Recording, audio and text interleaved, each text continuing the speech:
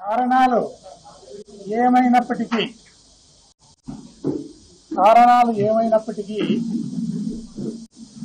సాంకేతిక కారణాల ఇతరత్ర కారణాలు ఏమైనప్పటికీ మేము ఓటమి శిరసా వహిస్తున్నాం.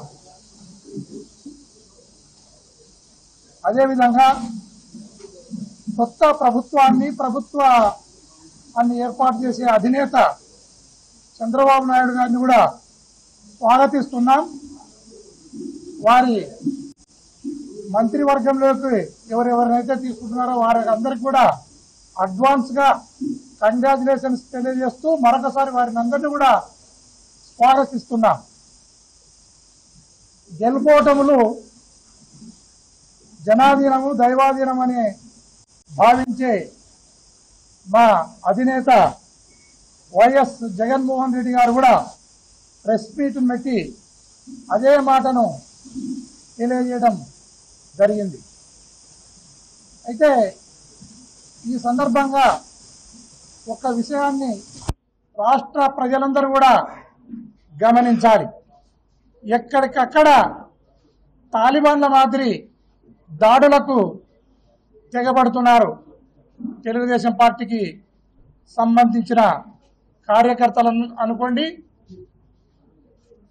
కొందరు దాంట్లో ఉండి విధ్వంసం సృష్టించాలా అనుకునేవారు. కానీ వారికి అందరికి కూడా తెలియజేసేది ఒకటే, సరే 1-2 రోజులు మీరు సంబరాలు చేసుకున్నారు, సంబరాలు మీరు ఈ 5 సంవత్సరాలు సంబరాలు చేసుకునే మాకు అభ్యంతరం లేదు.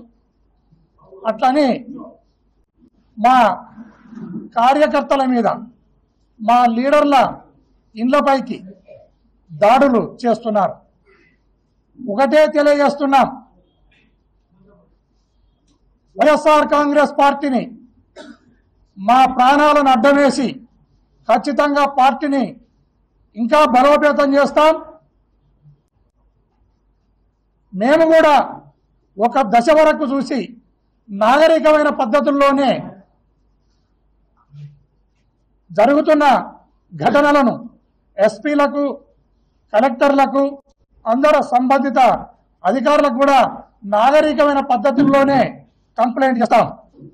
ఆ తర్వాత మేము కూడా మా ఆత్మరక్షణ కోసం పంటికి పన్ను కంటికి కన్ను అనే నినాదంతో ముందుకు పోతాం.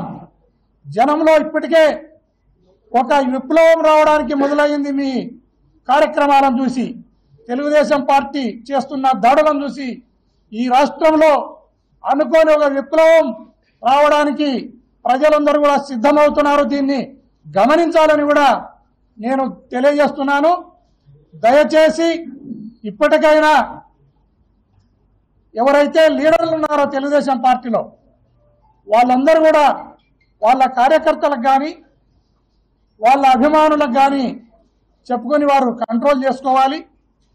లేకుంటే నేను ఏదైతే చెప్తున్నానో కంటికి కన్ను పంటికి పన్ను అని అంతవరకు తీసుకుని రావడానికి ఆ దశ వరకు తీసుకుని రావడానికి మీరు ప్రయత్నం చేయవద్దు అనేది కూడా, ఆస్కారం ఇవ్వవద్దు అనేది కూడా తెలియజేస్తున్నాను. ఖచ్చితంగా వైఎస్ఆర్ కాంగ్రెస్ పార్టీని రక్షించుకోవడానికి, కార్యకర్తలను రక్షించుకోవడానికి జిల్లా వ్యాప్తంగా కూడా ఎక్కడైతే ఘటనలు జరిగినాయో ఆ ఘటనలు జరిగిన ప్రతి ఇంటికి కూడా మేము లీడర్లం అందరం కూడా సందర్శిస్తాం.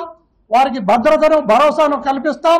ఏ కార్యకర్త కూడా అభద్రతా భావానికి గురి కానక్కర్లేదని వైఎస్ఆర్ కాంగ్రెస్ పార్టీ కార్యకర్తలకు అందరికి కూడా మేము ఈ సందర్భంగా భరోసానిస్తున్నాం. అన్ని విధాలుగా ఈ జిల్లాలో కానీ ఈ రాష్ట్రంలో కానీ మా కార్యకర్తలను మేము రక్షించుకునే దమ్ము ధైర్యం ఆ శక్తియుక్తులు మాకున్నాయి. దీన్ని తెలుగుదేశం పార్టీ గమనించాలి అని కూడా ఈ సందర్భంగా తెలియజేస్తున్నాను. దయచేసి మీరు ఏదైతే కొత్తగా ప్రభుత్వం ఏర్పడబోతుందో ప్రత్యేక హోదా కోసం పోరాడండి, పోలవరం డ్యామ్ కోసం పోరాడండి, రైతుల కోసం పోరాడండి. దానికి అందరికి కూడా మా మద్దతు ఇస్తాం. ఖచ్చితంగా వైఎస్ఆర్ కాంగ్రెస్ పార్టీ ఏదైతే ఎంపీలను గెలుచుకున్నామో మేము మొట్టమొదట రేపు పార్లమెంటులో ప్రత్యేక హోదా మీదనే మా పోరాటం ఉంటది. మా అధినాయకుని కళ కూడా అది. ఆ కళను సాకారం అయ్యే విధంగా మా ఎంపీలందరూ కూడా పోరాడతారు.